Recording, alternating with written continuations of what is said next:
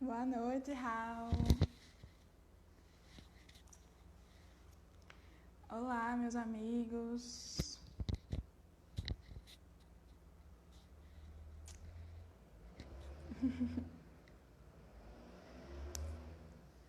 Boa noite, gente. Boa noite a todo mundo que tá entrando.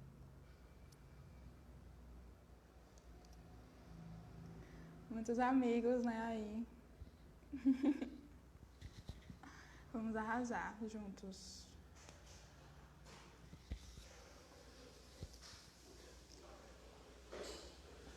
Esperar um tempinho pra galera poder ir entrando. Vocês estão conseguindo me ouvir bem? Como é que tá o áudio? Tá tranquilo?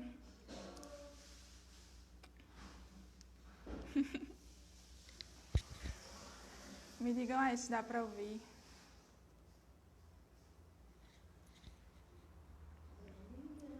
Massa, tá dando pra ouvir então. Ótimo. Certo, então vou tentar ficar segurando quando eu for falar. Boa noite, galerinha. Obrigada. Boa noite.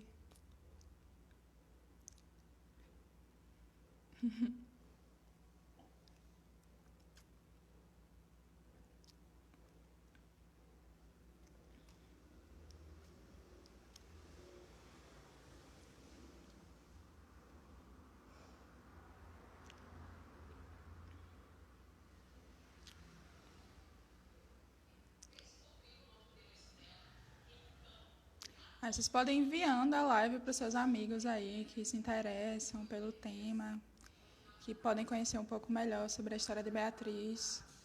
Clica na setinha aí e vai enviando para a galera, para a gente poder aquilombar, ter mais gente aqui nesse momento.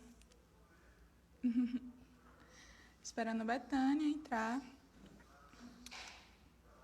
Bom, acabou de entrar a Betânia.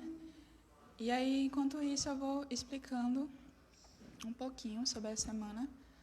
Vou chamar aqui Betânia e vou explicando sobre a Semana Beatriz Nascimento rapidamente.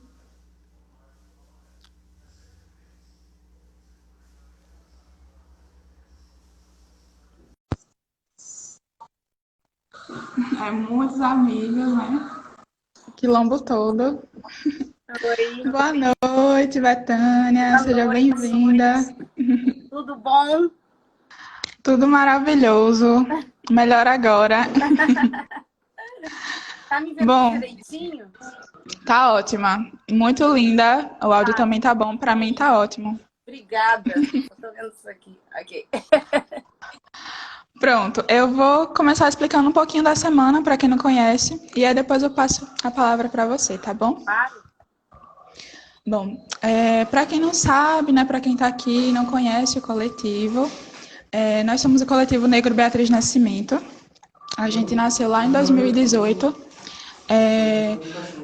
Na verdade, existiam muitos estudantes negros inquietos, né, com a situação da UFES, e aí a gente recebeu um chamado do Núcleo de Estudantes do Núcleo de Estudos Afro-Brasileiros e Indígenas, que é o NEABI, e a gente recebeu esse chamado para construir um coletivo negro, e a gente batizou, teve a honra de batizar o coletivo como Beatriz Nascimento, entendendo a importância dessa mulher, entendendo também a importância de tornar muito mais visível a sua presença aqui em Sergipe, que é seu território de origem. E aí, ano passado, a gente resolveu criar um evento para homenagear, para celebrar a existência de Beatriz, a potência de Beatriz dentro da universidade e também fora dela. E a gente criou a Semana Beatriz Nascimento. A primeira edição a gente teve a presença de vários intelectuais, negros e negras, tivemos a presença de mestres da cultura popular daqui do nosso estado. Foi uma verdadeira festa, uma verdadeira celebração. E aí, esse ano, como a gente não pôde fazer presencialmente, tivemos a ideia de fazer assim, virtualmente. E aí convidamos Betânia, né? Betânia, ela esteve presente na nossa primeira Semana Bia. A gente exibiu um vídeo, Betânia, que você enviou para a gente. Foi um momento de muita emoção, assim. Tem até uma foto que depois eu envio para você e todo mundo assim com os olhinhos brilhando. né, com a sua mensagem. E é muito importante para a gente esse reconhecimento, essa acolhida, que não só você, mas como a sua família, né? A Évora, o Alex também, que vem fazendo com o coletivo. Isso é muito fortalecedor para a gente. E aí eu gostaria que você se apresentasse, né? Eu tenho aqui o seu currículo, mas eu acho melhor você se apresentar, falar sobre você. E é isso. Vai lá. Primeiro, eu quero te agradecer, eu quero agradecer ao coletivo por existir, por ter essa coragem, por ter essa força e se fazer existir. Quando eu fiquei sabendo de vocês, eu fiquei muito, muito honrada. E eu tenho certeza que a minha mãe também, lá no Orum, ficou muito, muito feliz, porque esse sempre foi o objetivo da minha mãe, né? E então, meu nome é Betânia Nascimento Freitas Gomes, eu sou filha de Beatriz Nascimento e de José Josa Gomes, né? Eu nasci do primeiro casamento da minha mãe e nasci no Rio de Janeiro. Porém, a família sempre foi, né? Minha mãe sergipana e meus ancestrais brasileiros todos são sergipanos. Eu sou metade cabo-verdiana. Meu pai é de Cabo Verde, da ilha de São Nicolau. E esse encontro do meu pai e da minha mãe deve ter sido bem explosivo, né? Deve ter sido. E eles se conheceram bem jovens, na época da universidade, né? Tanto meu pai vindo de Cabo Verde, fugido praticamente, não fugido, mas correndo de Cabo Verde, que meu pai também era um ativista no sentido da sua arte, né? Meu pai é um artista plástico, foi um artista plástico, né? Ele faleceu também em 2016. Então, minha mãe e meu pai se conheceram quando meu pai já estava nos seus primeiros anos no Brasil, deve ter sido seu segundo ano no Brasil. Quem apresentou os meus pais foi meu tio, Dan, depois que se tornou meu tio, na época, ele namorava minha tia Isabel, que, aliás, faleceu há pouco tempo, Maria Isabel Nascimento, e que foi também uma pessoa que depois eu posso falar mais dessa minha tia, que ela foi super importante para tudo isso que a gente está fazendo aqui. Mas o importante também é que ela e meu tio Zé Maria, né, apresentaram meus pais. Foi uma fatalidade, assim. Vou passar ali. Aí a minha mãe conheceu meu pai e ficou aquela paquera, e deixou ela muito linda. Ela achou ele metido. E aí ficaram muito assim, apaixonados, e com a pressão da minha avó, que, né, aquela família sergipana, né, tradicional, assim, falou, não vai ficar morando junto, mesmo que fosse, né, começo dos anos 70. Não vai ficar morando junto, não. Vai morar aqui perto, mas vai ter que casar. Então, tiveram que casar. Meu pai não tinha a mínima ideia de igreja, de nada. Então, ele teve que ser até batizado no mesmo dia do casamento. A minha mãe não usou branco no dia do casamento dela. Pelo contrário, ela usou um rosa fúcsia, um vestido lindo, que era com um decote, uma flor na cabeça. Minha mãe não se casou de branco. E aí, não foi logo depois, não. Depois de 1 ano, 2 anos de casamento, eu nasci, né? Eu vim nascer, né? E foi uma coisa assim, foi uma dúvida muito grande no começo, se eu ia me ter ou não, porque ela estava na universidade, né? Ela devia estar fazendo a sua pós-graduação, e o meu pai também, os dois na universidade. Então, eu fui acolhida pela família inteira, a família Nascimento, e também muito celebrada pela família Gomes, porque eu fui eu acho que era depois de 7 homens nascendo netos de meu avô cabo-verdiano, eu fui a primeira neta mulher. A primeira neta do meu avô, Norberto, sou eu. E nasci no Brasil, então meu avô até veio para o Brasil, veio de Cabo Verde para o Brasil para me ver. Para ele foi uau! Nasceu uma menina finalmente. E então eu nasci acolhida por todos, e a família bem com consciência quilombola de que, Beatriz, não, você vai ter essa filha, você vai ter esse filho, você vai ter esse bebê, apesar de tudo, e vamos te apoiar, vamos seguir, você vai conseguir. E com o apoio das irmãs, e com o apoio principalmente das irmãs, minha mãe seguiu em frente com a gravidez. Então, assim, nunca foi fácil para minha mãe balançar isso aí desde o começo, né? Porque ela tinha uma grande missão e, de repente, ela também se tornou mãe, então ela ficou com 2 missões, né? Então, assim, nasci no Rio de Janeiro, na Glória, e com minha mãe estudando, amamentava na sala de aula da UF. Então, desde bebê eu já escutava muita coisa. E depois de anos, quando meus pais se separaram, na altura de 3 anos de idade, entre 3 e 4 anos, a minha mãe já tinha conseguido um estágio no Jornal do Comércio. Então, nós nos mudamos para Salvador durante uma época. E aí foi que eu acho, né, que eu tive, assim, um dos primeiros momentos que eu me lembro de contato com a dança, no sentido de agrupamento de pessoas, que não era só dança do terreiro, que a gente poderia estar frequentando quando era bebê, quando era criança, ou das festas, que todas as minhas tias dançavam muito. Então, na Bahia, vivendo na Bahia naquele ano com minha mãe, eu tive o primeiro contato com a dança no sentido né, da junção das pessoas, do encontro das pessoas pretas, né? Porque nessa altura minha mãe me deixava com os amigos dela, quando ela tinha que, né, realmente botar a cabeça no trabalho, e muitas pessoas ficavam sendo minhas babás. Eu não tinha babá, era assim, amigo ficava aqui, ali. E eu me lembro é engraçado que eu não esqueço. E nessa história eu encontrei a capoeira, né? Eu vi a capoeira. Então, um desses amigos da minha mãe me levava para o mercado modelo, e eu via a capoeira e entrava na roda de capoeira com 4 aninhos. Anos depois, eu sempre fui muito energética, tinha problemas ortopédicos, né?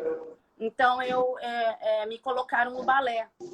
Né? Minha mãe, com as minhas tias, como sempre teve sempre foi essa família quilombada, sempre foi a nossa família sempre foi assim, não só de sangue, mas também outras pessoas que vinham, também, maioria também nordestinos, amigos, né, nordestinos de Pernambuco, da Bahia.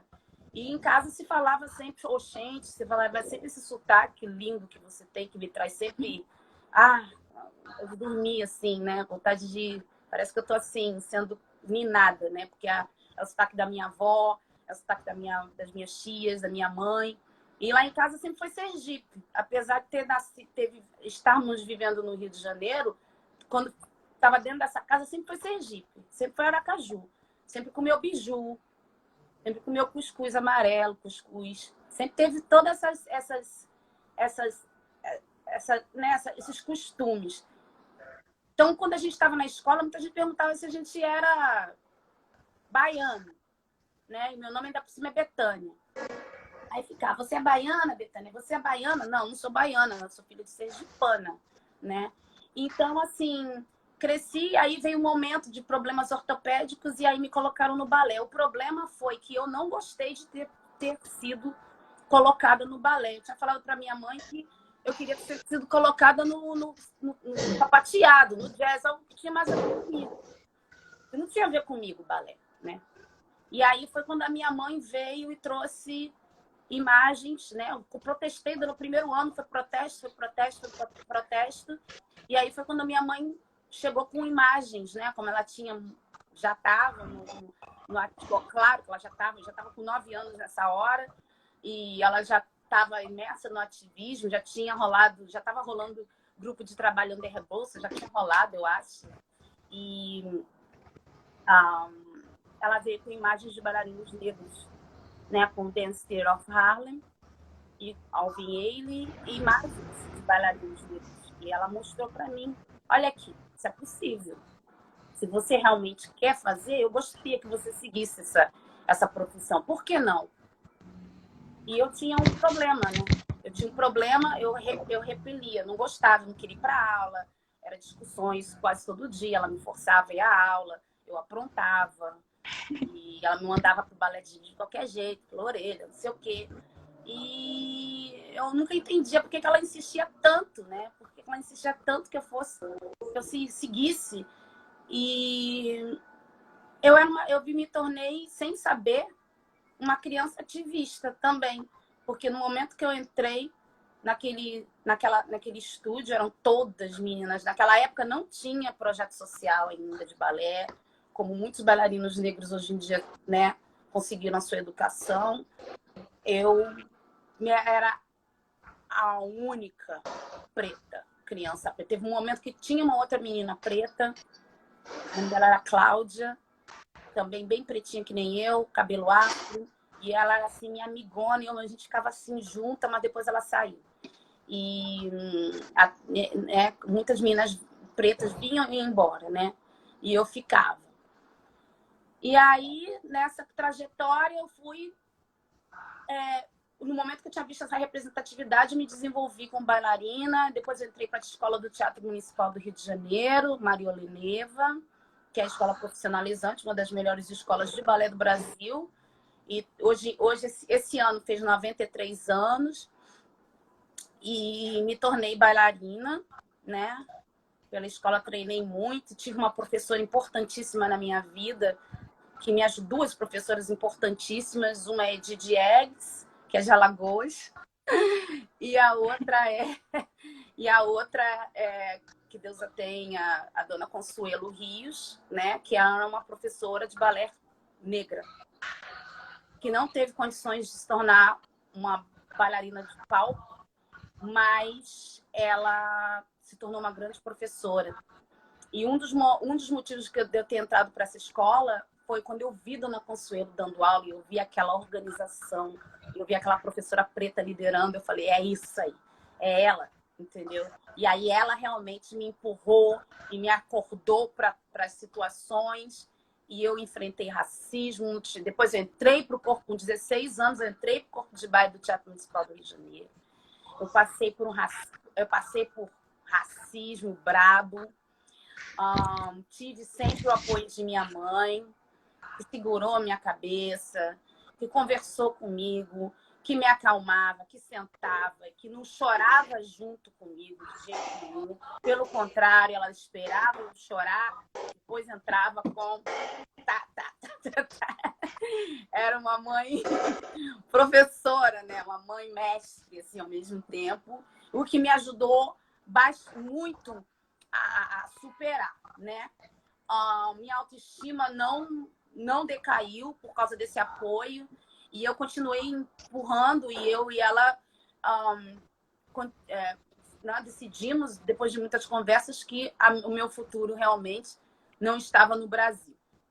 Se eu quisesse seguir a carreira de bailarina clássica, eu deveria sair do Brasil. Eu comecei até nessa época, eu pensei, já que eu não vou poder ser... Se eu não puder sair do Brasil, eu vou começar a estudar história e me tornar historiadora como minha mãe. Então, teve um momento que nós tínhamos um momento de tarde, assim, que hoje em dia se chama homeschooling, né? Que ela me botava, ela começava a colocar coisas para mim ler, vai ler isso, vai ler isso, vai ler isso, vai ler isso, e começou a me preparar, mas logo depois veio a chance de ir embora do Brasil. E como nós já estávamos, minha mãe me ajudando a compor isso, a entrar em contato com pessoas fora do Brasil, amigos dela, e conversando com as minhas professoras, com o apoio dela, veio essa chance, né? Apareceu, caiu essa chance de vir para cá, para Nova York, e fazer uma audição para o Dance Theatre of Harlem. O Arthur Mitchell, que é o fundador do Dance Theatre of Harlem, que é o primeiro bailarino negro a se tornar um grande bailarino, um primeiro bailarino numa companhia grande no mundo, e foi aqui nos Estados Unidos, o Arthur Mitchell, tinha me visto no Brasil quando eu estava com 14 anos. E falou que você é talentosa, tem que continuar trabalhando, continuar treinando bastante para você chegar lá e eu poder te dar uma bolsa de estudo e você eventualmente se tornar uma bailarina da companhia. Então eu foquei com muito apoio dela e apoio da minha família e apoio do meu pai também, embora meu pai muita gente estava longe, mas também o apoio do meu pai, que era artista também. Então a gente se entendia nesse ramo muito. E vim para cá, com 17 anos, com apoio enorme dela. Me lembro que eu cheguei aqui e falei, mãe, eu passei, vou ficar. Aí ela, como é que tá o seu inglês? Meu inglês tá horrível. Mas eu vou aprender o inglês agora. Aí eu assistia a televisão, ouvia muita música. E aí, eventualmente, ganhei a bolsa de estudos para o Dance Theatre of Harlem. Depois entrei para a companhia em 92. Minha primeira tour com a companhia foi para a África do Sul, o que para nossa família foi um momento épico, não só para mim, mas para minha mãe, para meu pai, porque, uau, né? Roma, podia ter sido para Pittsburgh, podia ter sido para até a Europa, mas foi África do Sul a minha primeira viagem com a companhia. Eu dancei para Nelson Mandela, conheci Mr. Mandela na minha primeira viagem com a companhia. E daí a vida seguiu, né? Viajando pelo mundo. E nesse meio tempo, né, anos depois, a minha mãe veio a falecer, veio a ser, né, perder a vida, lhe tiraram a vida. Foi muito difícil, mas mesmo assim eu continuei empurrando, porque eu sempre soube também do amor dela e da inspiração dela em relação a mim. E aí, anos depois, eu continuei, tive problemas, capotei algumas vezes, né? Perdi meu chão, né? Porque a gente perde a mãe, a gente perde o chão, a gente perde o útero. É o primeiro chão da gente. Então, perdi meu chão, perdi tudo. Perdi tudo.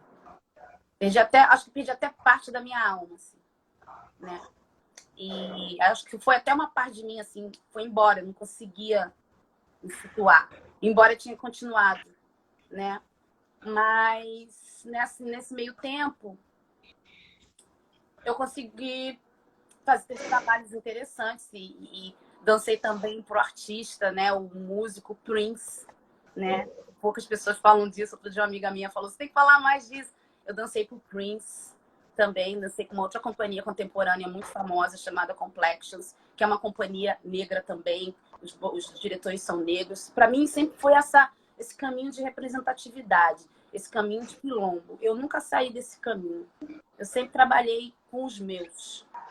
E aí, eventualmente, voltei para a companhia Dance Theatre of Harlem e continuando, né, que a vida é árdua, que nem um jogador de futebol, eu me tornei primeira bailarina do Dance Theatre of Harlem. Então, com isso, eu me tornei a primeira afro-brasileira a me tornar a primeira bailarina em uma companhia, uma grande companhia clássica. Então, naquele momento, quando foi dado para mim o título, né, quando eu consegui, veio um plim na cabeça, né? Tipo, caramba, eu acho que está acontecendo alguma coisa aqui, né? Depois eu fui ver se tinha outras, né? Mas teve mulheres importantes como bailarinas antes de mim, teve.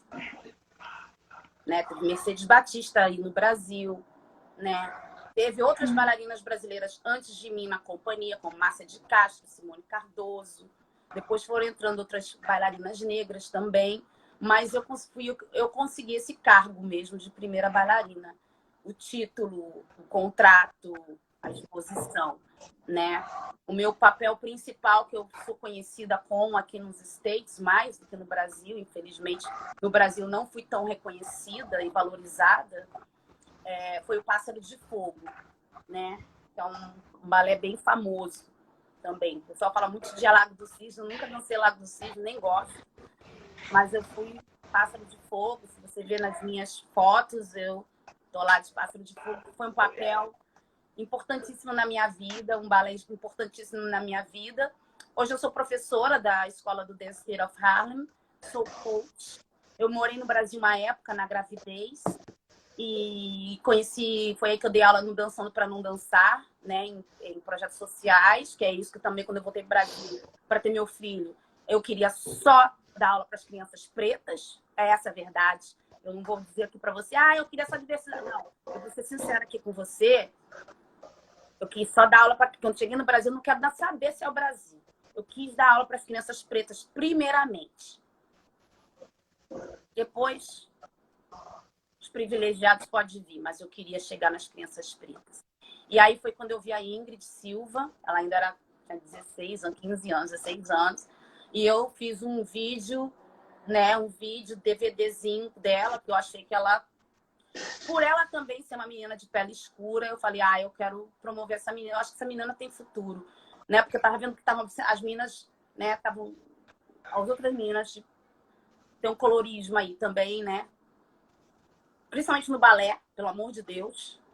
E aí eu falei, não, peraí, vamos ver essa menina aqui, eu quero ver a Ingrid. Eu acho que eu consigo uma bolsa de estudo para ela nos Estados Unidos.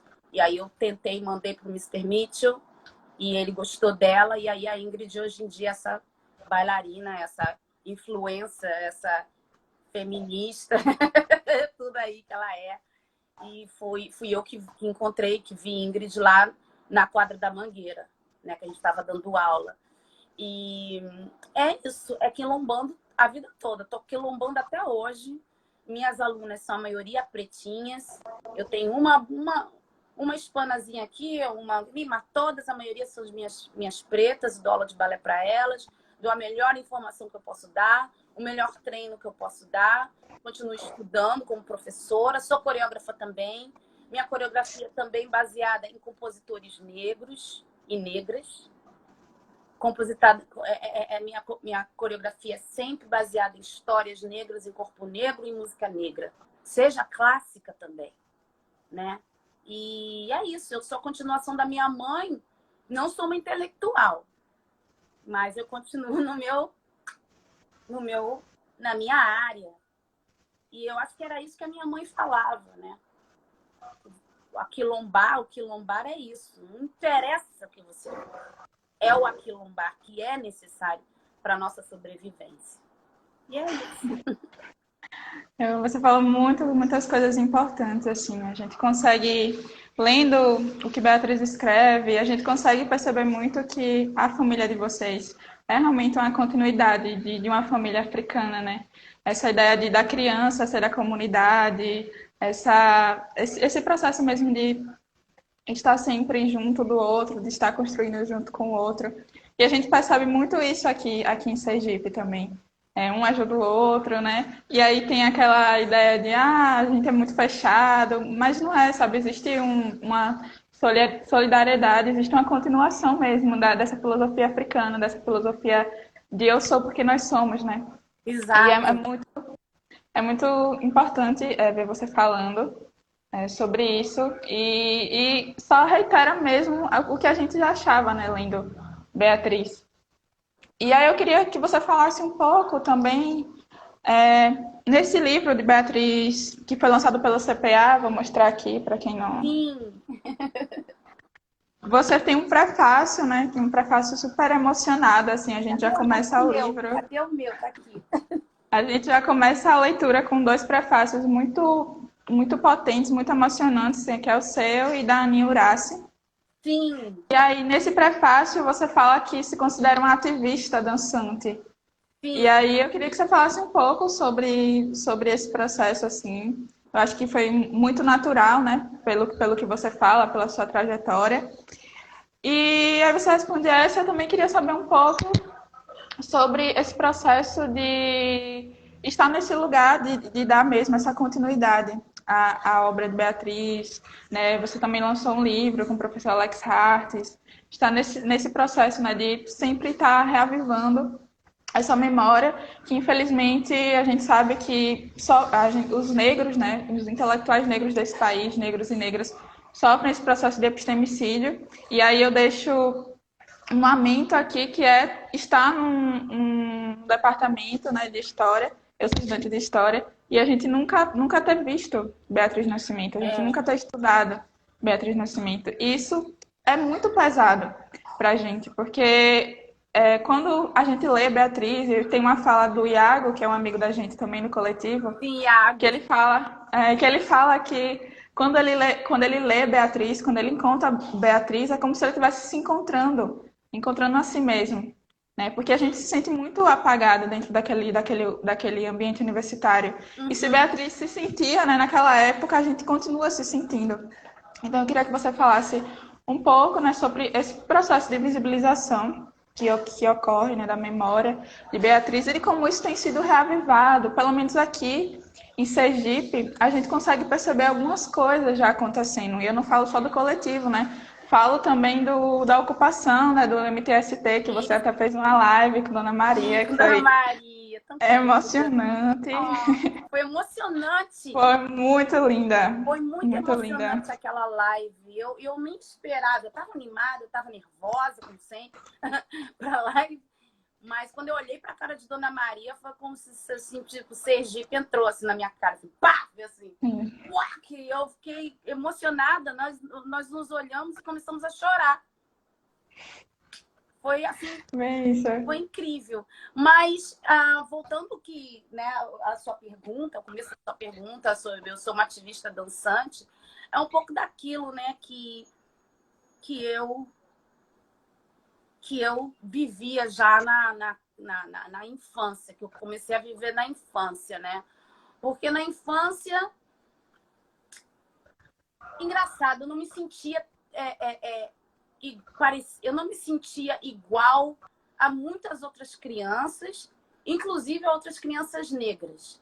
As crianças negras que eu me identificava mais mesmo, eu assim, me sentia aqui com você, eram meus primos, que nasceram comigo.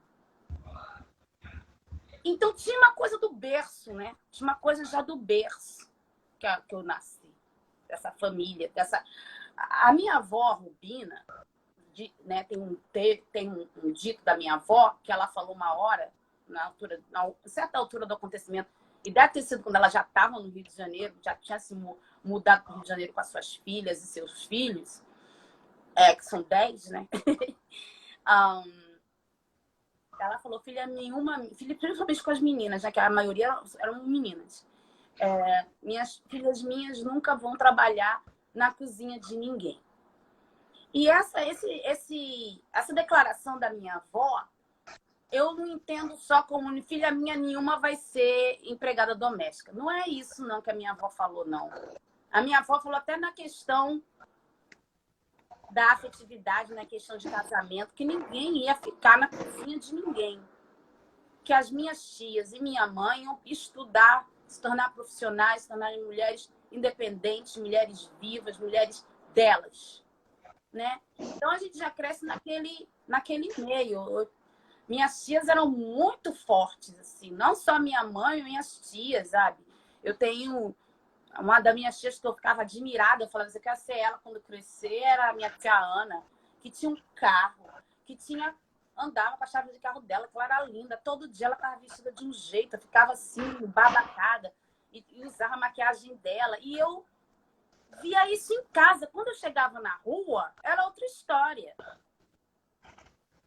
Quando eu chegava no conceito do Rio de Janeiro, quando eu olhava em volta, eu não via muitas tia Anas. Eu não via muitas tias Rosas. Eu não via as minhas tias e a minha mãe em várias partes do Rio de Janeiro. E aquilo me incomodava. Então, quando eu entrei para o balé, eu sabia que eu estava no caminho como das minhas tias e da minha mãe, que era um caminho de diferença. Não, naquela época, claro, uma criança de 9 anos, eu vou representatividade, não tinha isso. Então, assim, quando eu falo de ativista dançante, eu falo desse começo até como criança mesmo, que eu represento alguém ali dentro. Eu representava todas as crianças brasileiras que não tinham condições de ter uma escola de balé boa, que não tinha condições de ter uma mãe que pudesse ter seu tempo, e tias e uma família que pudesse dar esse sustento, dar esse apoio de vai para sua aula de balé, sim.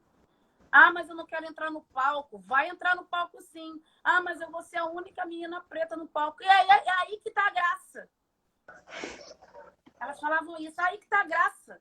Mas é isso que a gente quer. É isso que a gente quer. Vai, Betânia. Então eu ia. Então no começo, já começo nesses passos, né? Nos passos, no balé, mas representando essa linhagem. Então isso já é um ativismozinho, né? Então depois a minha mãe me encaminha com imagens e conversas, minhas professoras, Dona Consuelo, meu professor Johnny Franklin também, já começam a falar do Arthur Mitchell, né? Que ele tem essa companhia de balé. E quando eu entro no balé do Harlem, né, com todo o apoio, com toda a luz que minha mãe, né, toda a bênção da minha mãe, do meu pai, eu vejo que eu estou num lugar que a gente vai viajando o mundo, aquele grupo de pretos dançando, e muitas vezes teve uma época que chegamos na França, não podia sair sem passaporte. Na África do Sul, a gente não podia muito andar com nossos amigos brancos, que era da técnica, muito pessoal da técnica de luz né, da parte técnica da companhia, tinha bastante pessoas brancas. Tomar cuidado, né? Nosso diretor musical, David Lamart, que é uma pessoa que eu amo, brancão. Então, a gente teve que viver essas coisas. Quando a gente chegava no lugar, tinha sempre uma cartilha, vamos dizer. Mas tinha uma maneira de representar, e o Mr. Mitchell dizia isso pra gente: vocês representam algo maior que vocês. Então, ali eu representava o Brasil. Então, eu tinha que segurar a minha onda. Vou dizer sinceramente, muitas vezes eu vacilei. Porque eu sempre fui muito festeira, muito bagunceira. Mas a gente foi... Né, nós fomos crescendo nesse quilombo, vamos dizer, que era o quilombo da dança, né? O maior quilombo da dança, que é o Dance of Harlem. Depois veio e o Alvin Ailey vem depois. Então, assim, quando eu falo ativista dançante, é essa viagem pelo mundo que eu fiz, que eu fui a 26 países, representando, né? Mostrando quem eu sou, mostrando quem nós éramos, né? Quando entrei na companhia do Harlem, eu aprendi muito sobre a diáspora, né? Até então, o pouco que eu sabia de diáspora até sair do Brasil era através de minha mãe, e eu também sou metade de outra diáspora, né? Que é o Cabo Verde. Então, eu sabia que tinha esse movimento diaspórico, né? Minha mãe falava muito, contava muita história. Eu gostava muito de ouvir histórias sobre Cuba. Sempre tive fascinação por Cuba. Depois eu ia saber que Cuba tem o balé, né? Mas isso para mim sempre foi esse movimento sempre caminhou junto do ativismo e da dança. Então eu ia pela minha profissão, pelo meu caminho no ativismo, né? E até hoje eu sou assim, né? Como eu falei ainda há pouco, né, agora estou nessa batalha de ser reconhecida como coreógrafa. É difícil. Eu me sinto no lugar da minha mãe, porque fala que eu sou bailarina, fala que eu sou professora. E eu ainda estou numa luta de... Cara, eu quero fazer muita coisa ainda, sabe? Mas eu ainda sinto também que o apoio para uma mulher preta, seja onde for, na melhor diáspora que seja, cara, é difícil. Sabe? A questão de gênero... A questão racial, claro, mas a questão de gênero também pega na gente tanto, sabe? Sinceramente, eu acho que se eu fosse um homem gay, eu já estaria coreógrafo há muito tempo. É verdade que eu vejo isso na minha área. E por que eu tenho que ficar sempre sendo a professora? Porque eu tenho que ser sempre a tia? Não, eu tenho uma história muito longa para contar. Então, assim, no momento... Eu tô feliz, não tô dizendo que eu não tô. E eu amo minhas crianças, amo as minhas meninas, amo meus meninos, que eu tenho menino também. Todos pretos. Todos pretos. E eles me amam, eu amo, e a gente divide história. Quando eu tô no meio da aula, outro dia eu falei, no meio da aula tava todo mundo meio molenga. Eu tenho uma aluna que é também africana, que a família é imigrante da África. Eu chamei a atenção. Vai ver o vídeo que tem um menino pela internet inteira fazendo pirueta no asfalto, lá na Nigéria. Vocês são privilegiados de estar aqui nos Estados Unidos, sua mãe poder comprar uma barra de balé, mesmo na quarentena, poder fazer aula num chão de madeira. Enquanto crianças lá na África não tem tem que fazer pirueta na chuva, no asfalto. Acorda. É assim.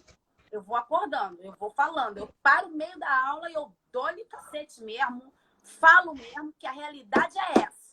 Entendeu? Que não tem que ficar caindo de pirueta, não tem que ter medo de pirueta, que tem coisa muito pior lá fora do que pirueta que não se faz.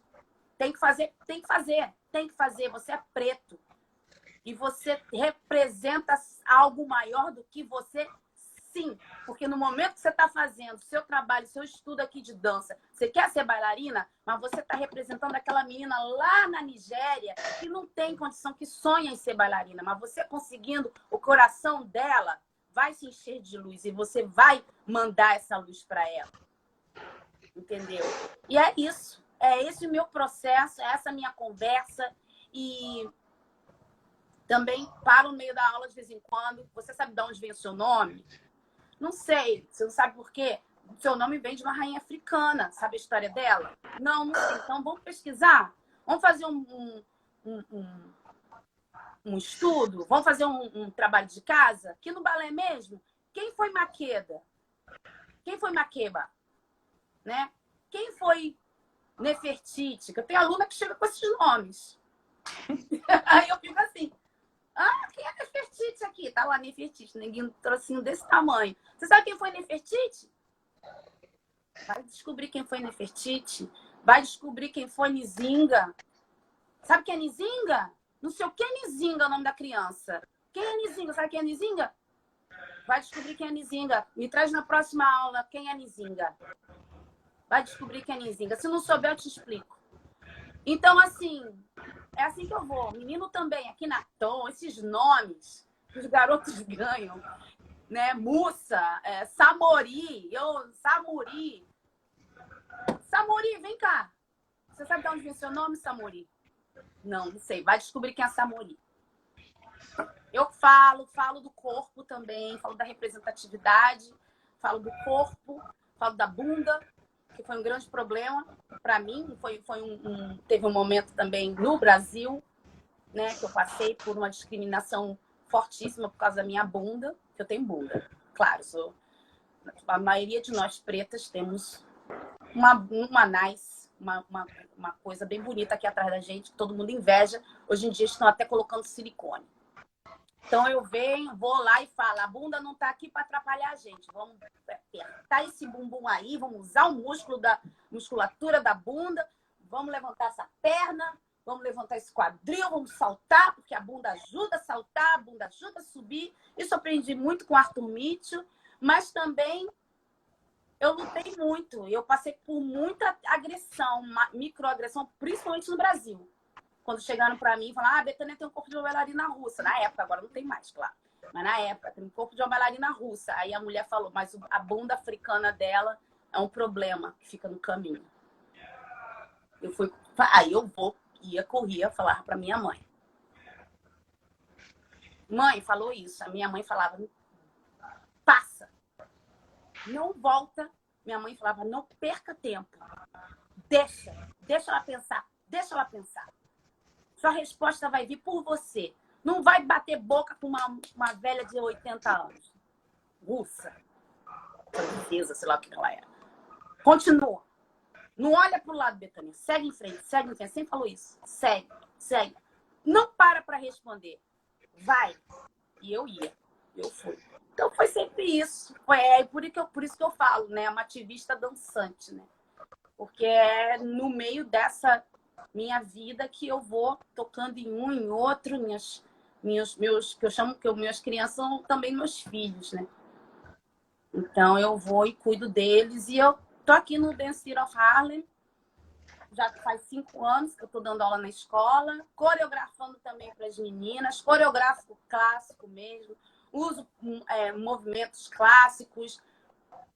Outro dia teve uma outra live aí que eu falei que eu não acredito que o balé clássico vem só da Europa, porque tantas coisas nossas foram apropriadas. Então eu questiono. E é isso, por aí. Agora eu tô nessa também. Minhas lives eu tô falando. No balé clássico vem da Europa, mas como é que você escolhe, né? E aí a Beatriz explica isso também, né? Como a gente pega as coisas pra gente, como nós temos tanta informação, tanta ancestralidade, a gente não deve se prender a rótulos que a história fez, a história do branco fez quanto a gente. E é esse caminho. Mas é É, também isso mesmo. Eu vivo um pouco isso da minha mãe, né? Eu me lembro da minha mãe, como essa questão do gênero também entrava no caminho da minha mãe. Por ser mulher. é isso. É muito, muito, muito potente, assim, ver sua fala e de ver como que esse quilombo realmente reverbera, né, em você. E de como a gente percebe, né, a gente enquanto jovens, eu falo pelo coletivo hoje, né, como a gente percebe que é importante mesmo esse caminho, né, se olhar para trás para poder seguir. Não esquecer de onde a gente vem, não esquecer quem veio antes da gente, não esquecer nossos ancestrais, mas saber que somos potências e que a gente também tem a capacidade de curar essas feridas, né? A gente Sim, está em uma outra geração eu sinto que também é minha responsabilidade cuidar dessas feridas que foram dos meus avós, dos meus bisavós, e que eu agora tendo consciência de tudo que eles passaram, de toda a trajetória, que eu posso mudar, que eu posso mudar essa chave, que eu posso auxiliar, que eu posso ajudar e que eu posso fazer crianças também, e falando nesse lugar de futura professora, se olharem de uma forma diferente, né? Saber que elas não são apenas passivas nessa história nacional, mas que elas são agentes, né? Que elas são pessoas que produzem história e que são continuidades e que são quilombos, sabe? É muito, exato. muito importante É, ver isso. Fala. é muito importante a juventude, nossas pequenas sementes, nossas crianças. Você, outro dia era uma criança, né? Olha como o tempo voa. Daqui a pouco já passou 10 anos. Já passou 20 anos. Então, eu acho que, como você falou, é importantíssimo. Eu acho que a gente tem que lutar muito pela... E essa minha luta também, né? Como curadora de minha mãe. Eu não digo só curadora, protetora. Eu sou mais protetora do que qualquer outra coisa, sabe? E é muito importante que entre na educação. Essa pergunta da minha mãe, quando ela conta da situação dela na escola, né? Quando ela se vê, cadê eu, né? Onde é que estou nos livros de história? Escravo. Eu sou super contra dizer os escravos. Outro dia tinha uma pessoa preta falando numa live, o cara falando coisas lindas, a gente tem que se unir, e que preto rico não tem que ficar lá só no negócio, que não sei o quê, que todo mundo tem que se unir, babá, falou. Mas aí falou os escravos, aí eu... Nós temos que parar de nos chamar de escravos. Nos fizeram escravos. Nós não somos escravos. Nós não fomos. Nós fomos raptados. Gente, não tem... Nós não podemos nos chamar de escravos. A gente tem que reaprender. Tirar esse mau hábito de usar a palavra escravo. Mas tudo bem. O problema é que você estava na escola com 5 anos, com 7, 8, 9, 10 anos, e falaram escravos e você viu você. Isso a gente tem que mudar. Isso a gente tem que mudar. Agora tem que checar no Brasil, principalmente, aqui também, aqui tem um grande movimento de homeschooling por causa disso, sabia? Que aqui nos Estados Unidos, o homeschooling, que é a escola em casa, tem criança que já não está mais indo para a escola porque os pais afro-americanos já sabem que elas vão chegar na escola e não vão aprender nada da história delas. Então, vai ficar em casa. A gente faz um certificado, né? Faz um formulário, vai lá no office, lá no escritório, lá no... Como se chama mesmo? Escritório? Como é Na que é? coordenação, Na Secretaria de coordenação, Educação, avisa que a criança está sendo, tá sendo ensinada em casa, mostra o currículo, e a criança estuda em casa. Tem que ter, claro, não pode, alguns pais, nem a maioria dos pais pretos não tem condição de fazer isso, todo mundo tem que trabalhar mesmo.